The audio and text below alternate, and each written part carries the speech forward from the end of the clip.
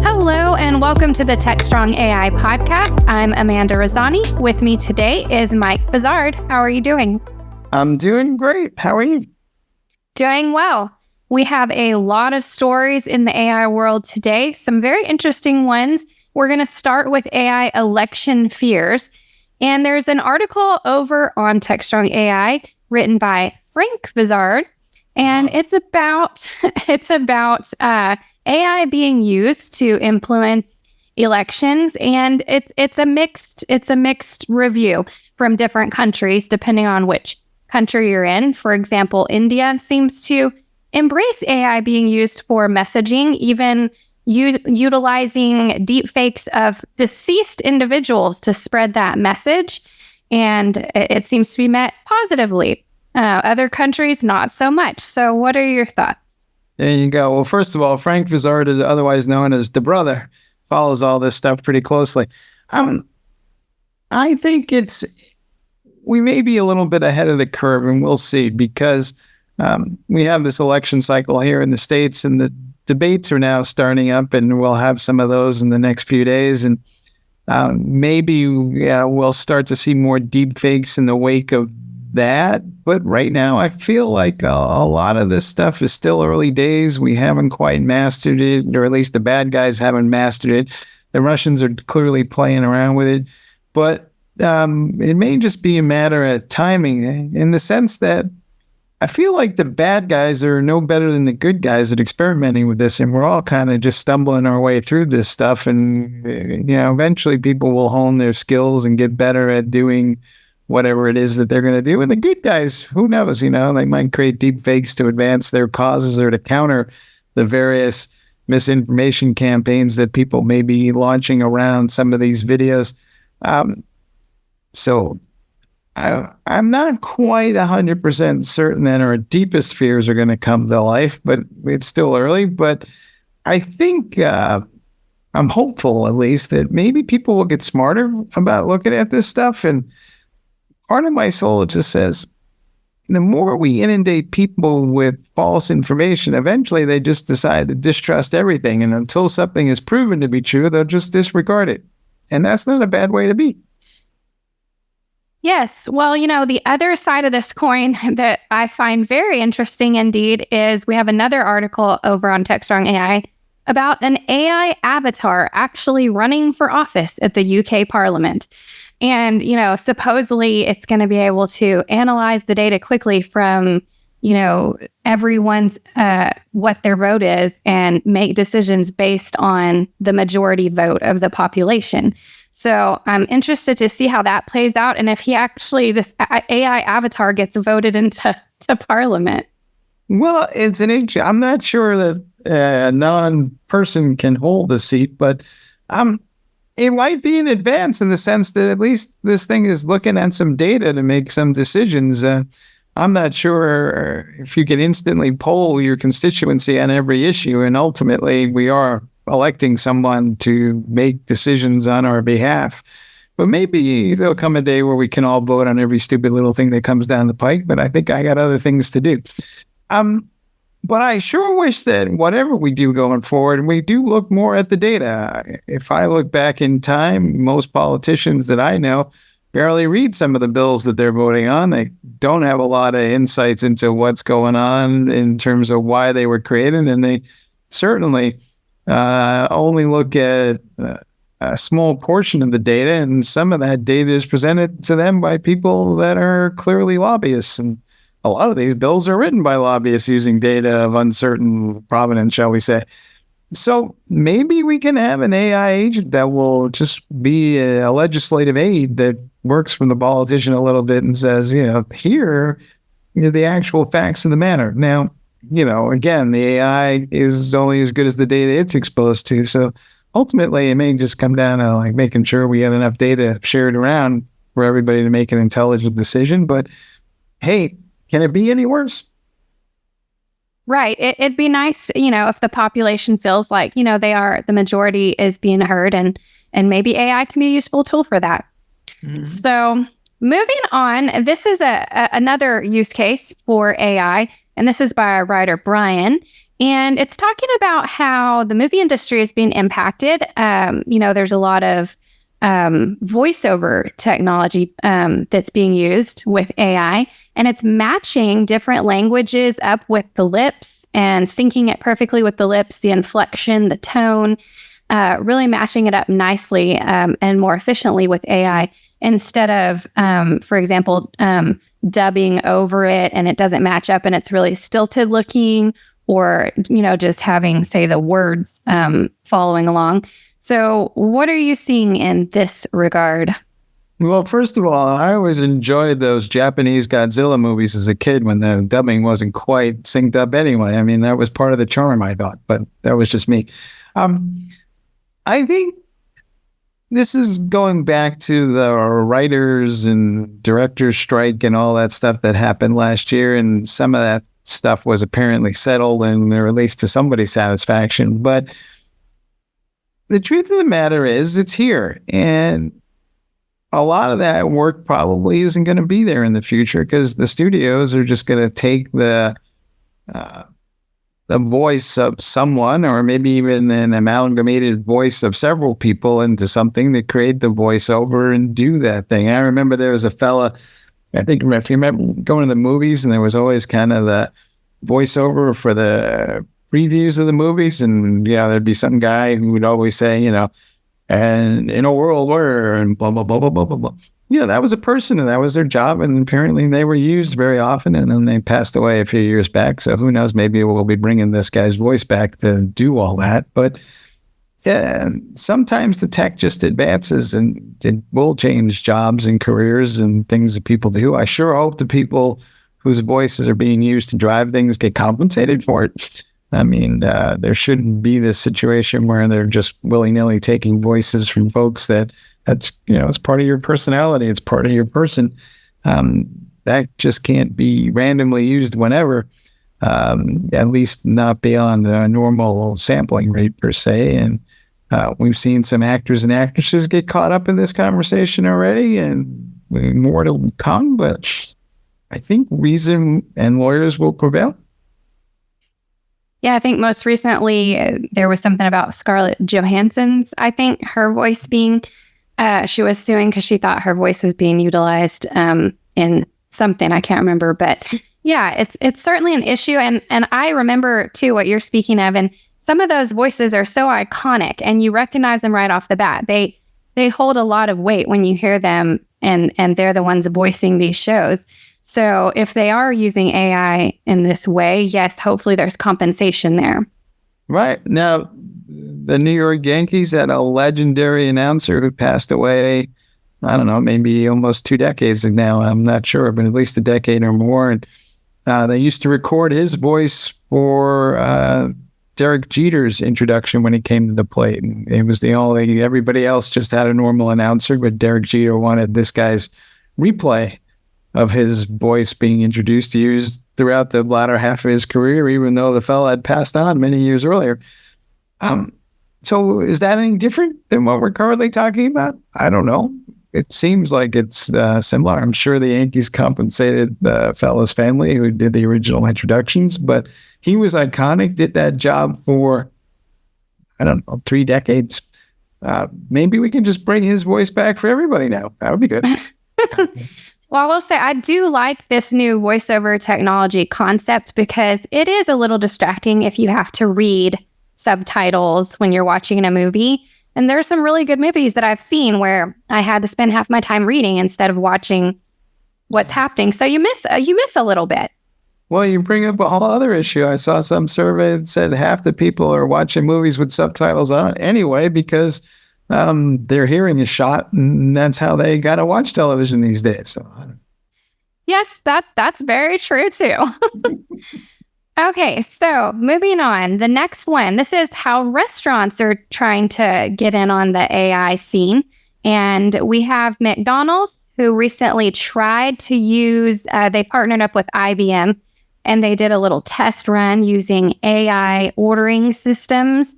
And they didn't have great luck with it. The AI just wasn't quite understanding orders correctly. And there was some pretty big mess ups like think one of them was bacon and ice cream. Although actually that sounds like it might kind of be good. I don't know. Strangely sounds like it could be good.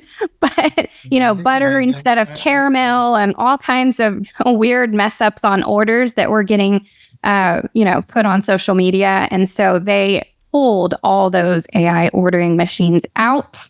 But we do have other, I think, Taco John's, I think, was one of them that's also going to be utilizing some AI testing later on. So what are your thoughts on this? Well, this stuff is coming for sure. And part of the issue, frankly, is just that these fast food restaurants can't hire enough people who want to take those jobs, right?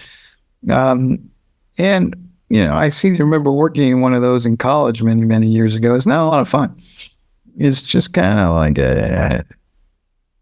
it's really greasy back there. Let's put it that way. So it's still early days, though, and I got a feeling that sometimes we test things at a broader level of scale than maybe we should have. So maybe this was a proof of concept that got a little bit out of the box too soon. I would also note that these restaurants, when they put in these kiosk systems and whatever else, they're not great experiences to begin with, even before AI. I just feel like they don't really think it through in terms of how these things are going to be used by normal folks. And half the people I notice when you go in those restaurants, half the people avoid those kiosks and want to go talk to the human cashier because they can't figure out the menu flow and what they're supposed to order, and then just kind of throw up their hands. And it seems to me the older they are, the less likely they are to want to use that kiosk or engage with the machine, because sometimes it's just simpler to look at somebody and say, I would like a Big Mac. I don't need $10 million worth of technology to handle it. Yeah. Here's my opinion on it. It is not easier. It is not a better customer experience. I have gone into several of these restaurants. I have tried to utilize the little digital touchpad and order instead of talking to somebody. First of all, it's weird because there's literally people standing there at the counter that you could go over and talk to. But instead, you have your back turned to them and you're sitting there spending like 20 minutes going through all the different choices and adding and subtracting everything till you have your order just right and then submitting it. It is utterly ridiculous. It takes way longer, it's harder, and it's awkward. Especially, I think I went into a Wendy's the other day and that ordering pad was literally on the counter where people actually are working there at the counter, but you're supposed to enter. It was just weird. Okay. Yeah. And what's even more troubling still is the line behind you is actually longer than it was if you were talking to a human. Yes. It's very strange. And nobody knows what to do, whether to use the ordering tablet or go talk to a person. So everybody's just scrambling and looking all over the place. Where do they go? It's just not working. All right, we're telling the restaurant industry, go back to the drawing board. It's not working. Now, what I do think is pretty cool is the little AI robots that they're starting to use in certain restaurants to, go around and deliver condiments or, see if you need anything extra and things like that. That's useful and probably efficient. Yeah, I see those robots on college campuses delivering pizza all the time. And yeah, the kids seem to really like it a lot. Then again, most of them haven't left their room in 3 days either, so who knows? Yeah, but those are cool. I could see that going somewhere. Okay, so next is, so Hewlett-Packard launched a managed AI infrastructure service, and you were covering that. Can you share a little bit more? Yeah, this is an interesting idea in the sense that it's a managed service that will stand up the infrastructure you need to roll out your AI models or build or train or whatever you want to do. Largely designed for on-premise environments, so it's really a managed IT service. But HPE will set up the infrastructure, including getting all the GPUs and provisioning all that stuff for you, and then manage that remotely. And I think it's going to be an interesting question. This concept's been around for a while, but with the rise of AI, I think a lot of organizations are going to take a moment and do a gut check and say, to what degree do I really want to manage infrastructure anymore? Or do I want to just rely on a service, which is really no different than a cloud computing service? And, as long as I can figure out the math on the economics of that, but I think when a lot of organizations look at the total cost of this next round of infrastructure, which is going to be expensive, GPUs are just not cheap, plus all the people required to manage all of that, more people are going to decide, hey, you know what? Just rather take what resources we have and use it to build software and do the fun stuff, because the underlying infrastructure stuff, it's a means to an end. Yes, and you're absolutely right. You only have so much manpower and so much time. So how are you most efficient? Yeah, we'll see. I know there's a lot of folks out there that make their living managing servers and infrastructure and working through all these data centers, but I don't think those jobs are going away. I just think that the people they work for are going to be different. They're going to be more like HPE or Dell or wherever else is it going to be. Mm-hmm. Absolutely. And let's see. Also, coding in the age of generative AI. We have an article. This one's on DevOps.com, and this is about Mend.io adding tools to detect the presence of generative AI. And then on Techstrong AI, we have an interview with Peter McKee, talking again about clean code and using tools to make sure code is clean. And so what are your thoughts about the accuracy of that? And what are you hearing from business leaders? So all of this is going to come to a head real soon. I think what's going on right now is developers who are hard-pressed for time are using Gen AI tools to help them write code, and they're doing it increasingly so. And they're not always testing it. In fact, they're rarely testing it. And they're not much inclined to actually worry about if there's vulnerabilities in there. And all this code is now starting to move through these DevOps pipelines and finding its way into production environments eventually. And we could have a major problem down the road when it turns out that that code is either deeply flawed in the sense that, A, it may be very expensive to run because it's inefficient, and worst case of all, it may have a vulnerability that is known to everybody but just didn't get caught, and the bad guys are going to exploit it, and it's going to be more trouble than it's worth, in the sense that we will spend more time troubleshooting all this code that we're standing around going, isn't this an awesome gain in productivity? But it's not a gain in productivity if we wind up spending an inordinate amount of time cleaning it up later. And especially if there's a security issue, that winds up being more costly than anything we would have potentially saved on the development side of this equation. I think we need to have, an honest conversation about what's going on with this stuff, and how we're going to use it and how we're going to review it. I'm not saying we shouldn't use it, but I am saying that our existing processes and workflows for how we manage software supply chains are not up to this task. And so it's time to kind of sit down. And the first step is what Mend.io was talking about, which is just identifying what code was actually written by a machine. And then the second step is what your interview was talking about, is just making sure that the code is actually clean as it should be. Putting more substandard code into production environments is a step backwards, not forward. Yeah, absolutely. And we do have to find a solution. And of course, the humans are not going to just be able to cover all of it. They are going to have to use tools, and AI is probably going to be the solution to augment this process. But it's going to be a process. Yeah, we're definitely going to use AI tools to investigate the AI code, right? There's just no ways around that. But right now, we have more tools for the creating of the AI code than we have AI tools for managing that process. So I think we need to kind of take a breath here and say, wait a minute, when exactly are our pipelines going to be AI enabled enough to reliably manage all this code moving through these pipelines generated with the help of AI models? And you could argue that the cart is way in front of the horse here. Yep. Well, that brings us to the end of our list. So do you have any final thoughts for our audience today? I would just say, AI is going to be, it's going to change our lives. There's no aspect of it that will not be impacted by it. But we need to remember who's in charge of all this stuff, and ultimately who's going to be responsible for it when it goes wrong.